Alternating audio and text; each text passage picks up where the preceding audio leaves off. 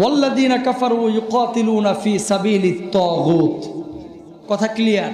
যারা মুমিন, যারা আল্লাহর প্রতি বিশ্বাস স্থাপন করেছে, তারা যুদ্ধ করে আল্লাহর রাস্তায় বাতিলের বিপক্ষে, ঠিক কিনা? আর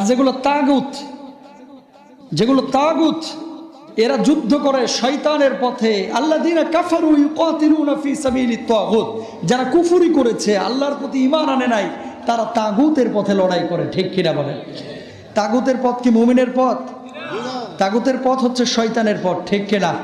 তাহলে মুমিনেরা লড়াই করবে সত্যের পক্ষে, মিথ্যার বিপক্ষে, আর তাগুতের পক্ষে লড়াই করবে কাফেররা, তাগুতের পক্ষে লড়াই করবে শয়তানেরা, ঠিক কিনা বলেন?